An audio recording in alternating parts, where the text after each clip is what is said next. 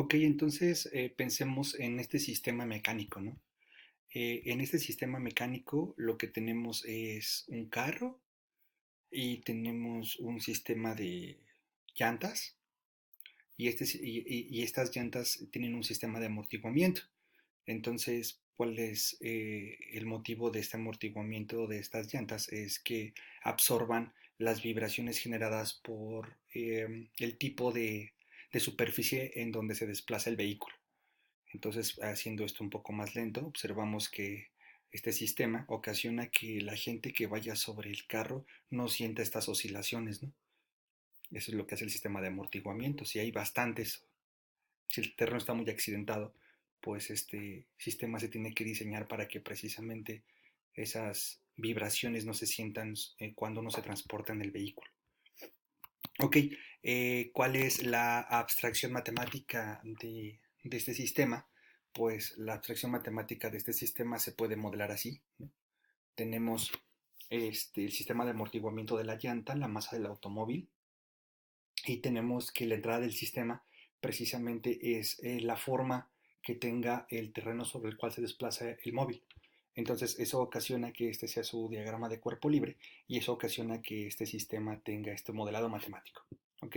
Entonces hacemos segunda ley de Newton, las fuerzas, y este es el modelado matemático de este sistema. Escribiendo la salida de este sistema sería la posición de la masa y la entrada sería la forma matemática con la que podríamos describir el terreno sobre el cual se desplaza el automóvil. Esa es la entrada, es la U. Entonces, reacomodando, nos queda que esta es la función de transferencia del sistema. La Y es la salida, posición de la masa del automóvil. La U es la entrada, la forma matemática que tenga la descripción del terreno. Para una simulación, vamos a pensar que la masa es de 500 kilogramos. La constante del amortiguador tiene un valor de 1000 y la constante del resorte tiene un valor de 25.000. Entonces, eh, al escribir este sistema como una función de transferencia, nos quedaría que el numerador es el coeficiente b y el coeficiente k, y el denominador es el coeficiente m, el b y el k, en este orden. Recordemos que es de mayor a menor. Por lo tanto, tenemos esta función de transferencia. Entonces, al tener esta función de transferencia, observamos que si queremos encontrar las raíces del polinomio característico, pues simplemente escribimos las raíces del polinomio cuyos coeficientes es m, b y k, que sería el denominador. O equivalentemente escribimos los polos del sistema carro. Esto nos da la misma información. Entonces, si observamos los polos, son estos números complejos, es de segundo orden, por lo tanto deberían de ser 2. Son números complejos que tienen parte real negativa, por lo tanto el sistema es vivo estable. ¿Eso para qué nos sirve? Pues bueno, como el sistema va a ser vivo estable, entonces vamos a tener que una entrada escalada produce una salida escalada. Perdón, una entrada seno o coseno produce en el estado estacionario un seno o coseno escalado y trasladado. Escalado verticalmente, trasladado horizontalmente, por ser el sistema vivo estable. Podemos escribir de forma geométrica la ubicación de los polos y de los ceros del sistema. Recordemos que los polos es lo que cancela el denominador y los ceros es lo que cancela el numerador. Entonces, si utilizamos la instrucción pzmap y damos como argumento la función de transferencia del sistema, pues MATLAB nos genera esta gráfica en donde los polos los dibuja con un par de cruces. Tienen parte real negativa, okay, son complejos conjugados, y el cero es este número real negativo. Observemos que para que se cancele el numerador, la S debe de ser un número real negativo para que arriba sea cero, y abajo sale que son números complejos, con parte real negativa, ¿no? Aquí está la ubicación de los polos y la ubicación del cero. Entonces, vamos a trabajar con la respuesta del sistema al escalón. Entonces, ¿qué va a pasar si, si entra un escalón? ¿Cómo se interpreta que entre un escalón a este sistema? Esto significa que este se empuja con una fuerza constante. Entonces, si empujamos con una fuerza constante este sistema, con una magnitud constante 1, entonces lo que va a pasar con el sistema es que la salida va a tender a moverse fuera de su posición de origen, va a ir hacia un movimiento positivo, o sea, hacia arriba, después va a regresar y después va a estar oscilando un poco y se va a quedar detenida en la posición uno, la masa, ¿no? Entonces, físicamente lo que haría la masa sería que se mueve hacia arriba, regresa, oscila, regresa, está oscilando un poco y se queda en la posición uno, porque esta entrada es constante, nunca se retira, ¿no? Entonces, oscila hacia arriba, oscila hacia abajo, oscila un poco y se queda en una cierta posición. Esa es la interpretación de la respuesta al escalón. La respuesta al impulso, físicamente una abstracción de lo que trata de denotar la respuesta al impulso es que perturbamos al sistema con una fuerza de magnitud grande en un intervalo pequeño, es decir, lo que podría pasar aquí en el sistema es que empujamos rapidísimo este sistema y soltamos. Entonces lo que va a hacer el sistema físicamente es que va a estar oscilando de un lado hacia el otro y regresa a su posición en la masa, ¿no? Entonces la masa va a estar oscilando de un lado hacia el otro y después de un tiempo regresa a su posición. ¿Ok? Voy a analizar la respuesta a entradas sinusoidales. ¿Qué estaría tratando de emular esta simulación? Pues precisamente que el sistema del carro se está enfrentando a un terreno accidentado. Entonces, la señal de entrada este, se puede modelar como algo que oscila, ¿no? Un seno, un coseno que está oscilando. Entonces, si simulamos con la instrucción LSIM para un valor de omega d igual a 7 y, y simulamos para una entrada seno que tenga de frecuencia la mitad de este valor multiplicado por t, simulamos con LSIM. Después simulamos para una frecuencia igual a omega d, ¿ok? Y después simulamos para una frecuencia de un seno con el doble, ¿no? Entonces observemos lo siguiente, ¿no? La entrada del sistema es la gris, la salida es la azul. Entonces la respuesta a bajas frecuencias, ahorita vemos por qué hemos denominado bajas frecuencias y altas frecuencias esta simulación, es una señal, después de un rato, es un escalamiento y una traslación de la señal de entrada. ¿Por qué puedo concluir eso? Porque el sistema es vivo estable. Entonces la salida del sistema es un escalamiento. ¿Qué pasa con algo que le llamamos la respuesta a la frecuencia de resonancia? Pues después de un rato la salida del sistema es un escalamiento y una traslación horizontal de la señal de entrada, porque el sistema es vivo estable. ¿Por qué le hemos llamado frecuencia de resonancia? Porque resulta ser que en esta frecuencia va a ser el máximo escalamiento posible. Y después vemos qué pasa con la respuesta a altas frecuencias. Eso era para un seno que tenía el doble de valor de frecuencia. A eso lo hemos denotado así y observamos que después de un tiempo la salida del sistema es una traslación horizontal y un escalamiento vertical de la señal gris, que es la señal de entrada. ¿Por qué podemos concluir eso en estas tres gráficas? Porque el sistema es vivo estable. ¿Qué pasa con la respuesta en frecuencia? Si observamos, recordemos que para decibeles positivos es un escalamiento mayor a 1. Entonces, decibeles positivos representan un escalamiento mayor a 1. Mientras la frecuencia del sistema no exceda el número 10, observamos que para bajas frecuencias el escalamiento es 0 decibeles, es decir, 0 decibeles equivalen a escalamiento 1. Entonces, para frecuencias entre 1 y aproximadamente la mitad entre 1 y 5, para frecuencias entre 1 y 5, el escalamiento de la señal en estado estacionario es casi el mismo de la de entrada. Aquí se puede ver, ¿no? Aquí simulamos para 3.5.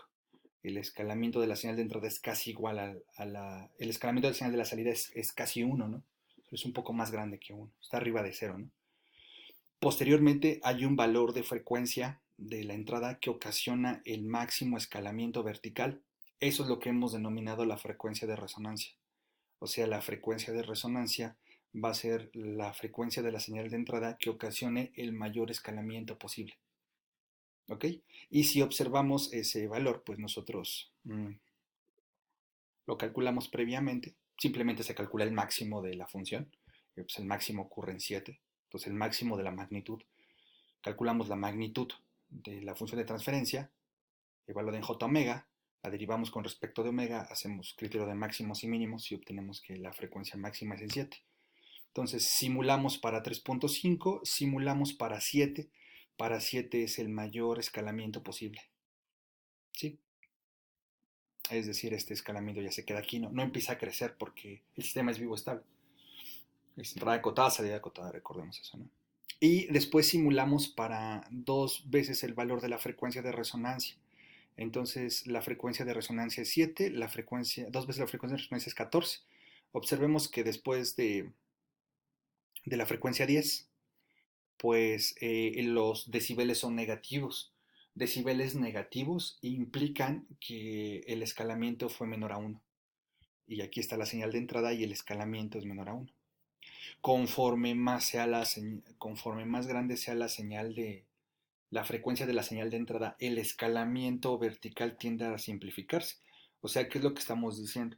Pues lo que estamos diciendo es de que si el terreno está muy accidentado, hay demasiados baches, pues entre más esté vibrando la señal de entrada, entre más accidentado sea, el sistema funciona mejor porque conforme más sea la frecuencia de mayor sea la frecuencia de la señal de entrada, el sistema va a tender a desaparecer. Entonces, si la señal de entrada tuviera muchísima frecuencia, un terreno muy accidentado, el sistema automóvil casi no siente esa vibración, porque el sistema tiende a desaparecerla.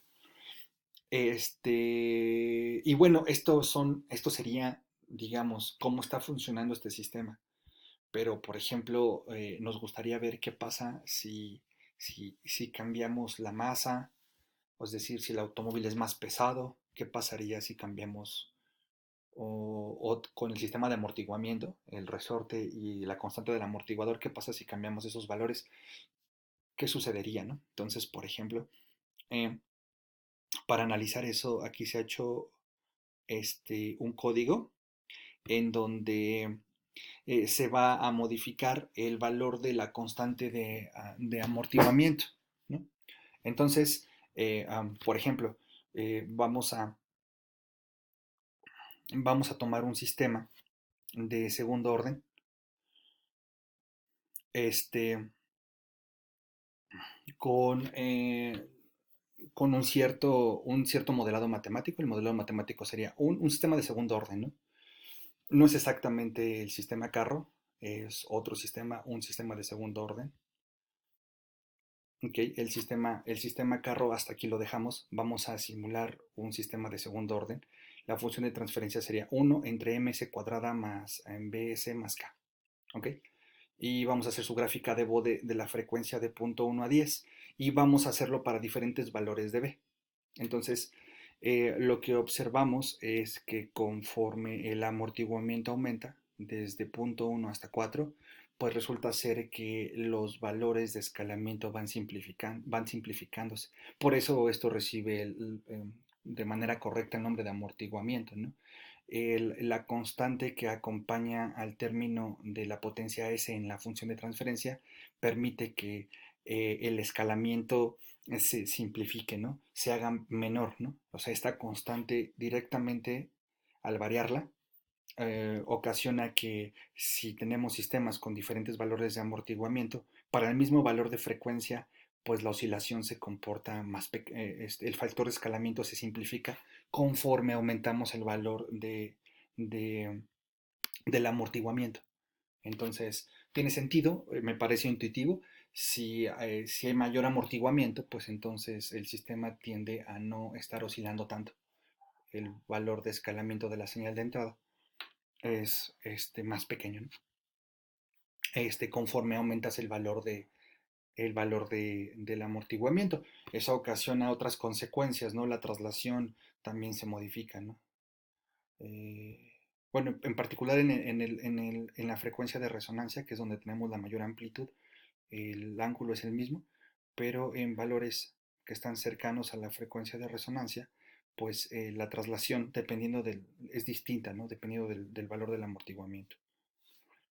Ok, em, ¿qué pasa ahora, por ejemplo, si tomamos este mismo sistema y variamos la masa? Es decir, tenemos un sistema y vamos a cambiarlo para diferentes masas. ¿Qué pasa? Pues resulta ser que para una masa con un cierto valor, un valor pequeño, digamos 2, la frecuencia de resonancia está ubicada en un cierto punto. Le llamamos frecuencia de resonancia porque es el escalamiento más grande, ¿no? Entonces el escalamiento más grande ocurre a un cierto valor de entrada.